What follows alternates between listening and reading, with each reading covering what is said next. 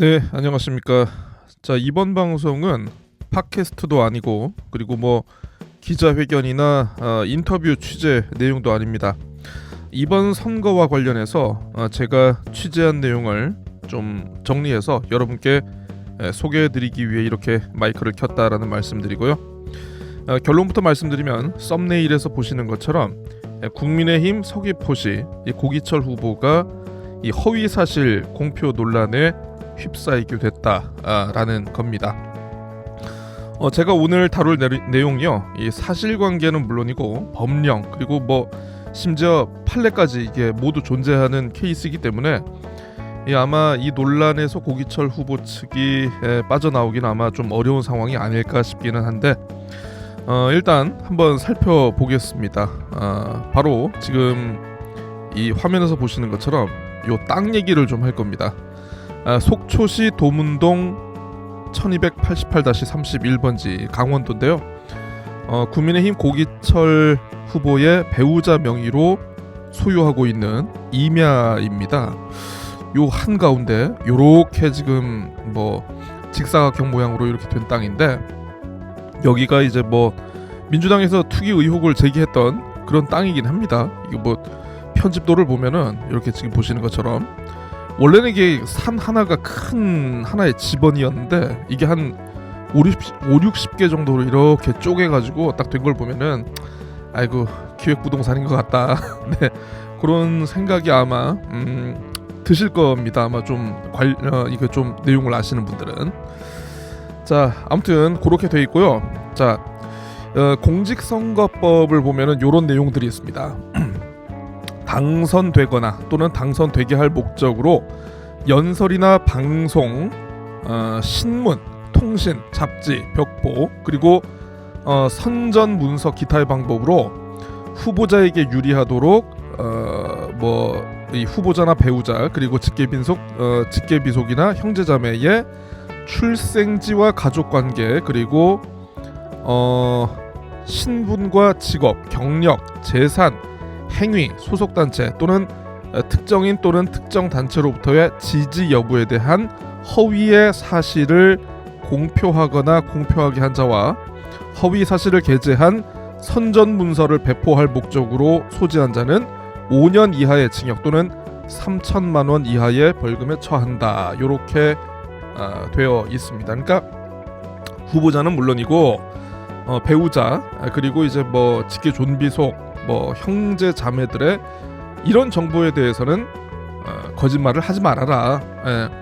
유권자들의 선택에 영향을 줄 수 있는 뭐 그런 판단 근거가 되기 때문에 기입을 조심히 하라. 뭐 그런 내용이죠. 여기에 보면 이제 뭐 보시면 알겠지만 재산도 여기 포함이 되어 있습니다. 자, 그래서 이게 또 워낙 또 이 허위사실 공표죄 같은 경우에는 선거에 있어가지고 워낙 굉장히 중요한 변수로 작용을 하는 경우가 많다 보니까 이게 뭐 좀 상황이 좀 뭐 굉장히 과열되거나 그러면은 뭐 TV 토론회에서의 뭐 발언 내용 가지고 이제 뭐 허위사실 공표했다, 책임져라, 사퇴해라, 요렇게 공세를 펼치는 경우도 많은데 사전에 입력된 정보가 잘못되어 있으면은 그 정도가 어느 정도인 그 무거움이 그 중함이 어느 정도인지 아마 이렇게 알 수 있지 않을까 싶습니다. 자, 본론으로 이제 한번 들어가 보겠습니다. 그 중앙선거관리위원회 이렇게 보면은 그 후보자 관련한 정보를 볼 수 있는 이 코너가 있습니다. 많은 분들 뭐 취재를 하는 뭐 기자들을 비롯해 가지고 많은 유권자들도 요 후보자 명부를 통해 가지고 뭐 후보자에 대한 여러 가지 뭐 이런 정보들을 알 수 있죠. 그 제주특별자치도 서귀포시 후보자에 대해서 한번 좀 보겠습니다. 더불어민주당의 위성권 그리고 국민의힘 고기철 두 명의 후보자가 이렇게 등록이 되어 있는데 고기철 후보를 한번 자세히 볼게요. 기본정보, 뭐 재산, 병역, 납세 전과, 학력 그리고 공직선거 경력 등이 이렇게 나열이 되어 있습니다. 이 재산 항목을 보겠습니다. 재산 항목에 보면은 여기 보면 이제 그 배우자 명의의 대지 이렇게 돼 있죠. 강원특별자치도 속초시 도문동 1288-31 331제곱미터. 이 보면은 이제 가액이 744만 7천 원이라고 이렇게 돼 있습니다. 여기에 이제 그 지난해 공시지가가 제곱미터당 22,500원이었다라고 해요. 그래서 22,500원에 그대로 331제곱미터를 곱해서 하면 바로 이제 이 금액이 정확하게 나오게 됩니다. 자, 그런데 임야 331제곱미터의 가격이 744만 7천 원. 이게 과연 맞을까요? 그래서 제가 자료를 좀 뒤지다가 예전에 이 고 후보자가 예전에 제주 경찰청장을 역임했던 지난 2021년 재산 신고 사항을 한번 살펴봤습니다. 여기도 똑같은 땅을 보유하고 있는 게 이렇게 나와 있는데, 자, 그런데 같은 땅에 대해서 금액이 아까 보셨던 거하고 좀 차이가 날 겁니다. 3,400만 원이 되어 있습니다. 같은 땅인데 2021년 신고에는 3,400만 원이었다가 2024년에는 744만 원으로 거의 뭐 5분의 1 정도로 금액이 축소 신고가 됐습니다.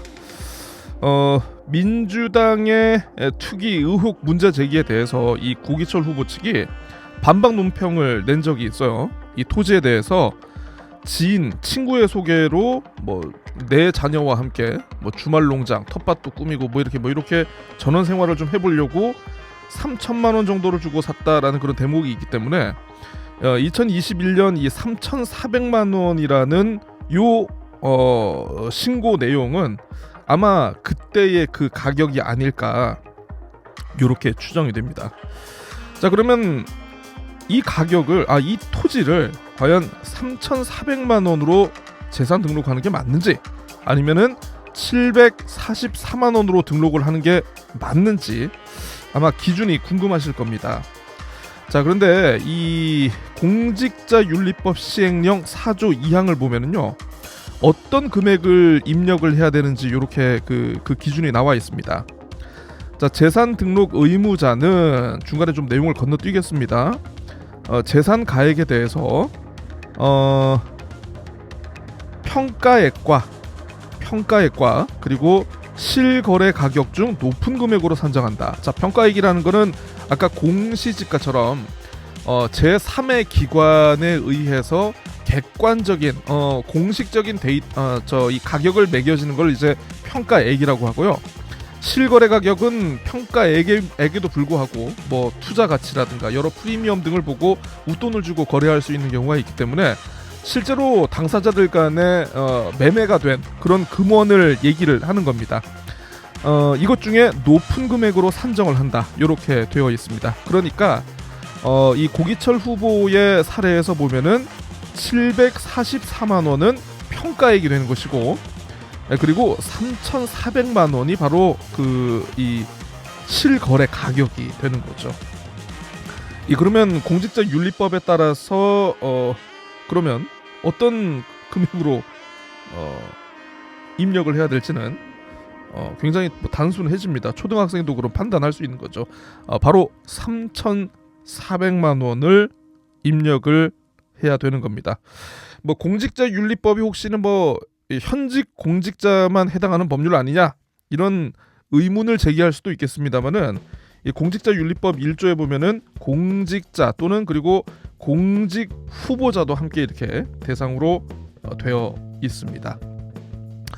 이 내용을 찾다가 제가 이렇게 뭐 좀 본 게 있는데 그 비슷한 내용이 예전에 한번 좀 나왔던 게 있는 것 같아요.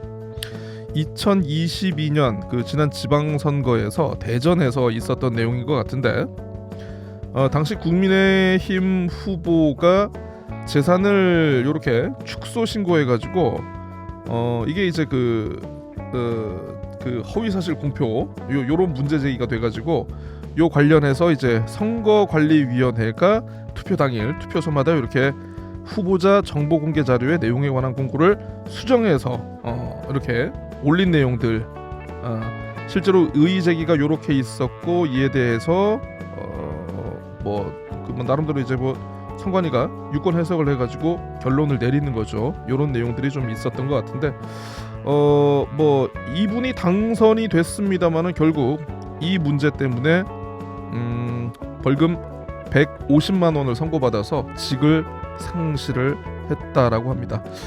물론 저는 이제 고기철 후보 측에서 당선을 위해서 일부러 이렇게 3,400만 원짜리 토지를 744만 원으로 신고를 했다라는 거에 대해서 저는 글쎄요, 고의성에 대해서는 그렇게 제가 그분의 성정을 잘 모르기는 합니다만은 일부러 그랬겠느냐 싶기는 합니다만은 어쨌든 고위공직자 출신이기 때문에 이분이 굉장히 재산 신고를 해마다 해왔던 그런 분임을 감안하면은 이 실수가 과연 이게 단순 실수라고 봐야 되는 것인가, 혹시나 투기 의혹을 피하기 위해서 3,400만 원이라는 가액을 일부러 굉장히 낮은 가격으로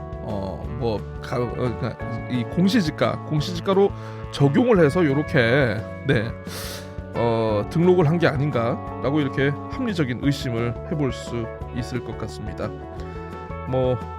아마 당선된다 하더라도 아마 요 문제와 관련해 가지고 똑같이 혹시나 이제 선거 재판을 받아야 되지 않을까 싶기도 하고.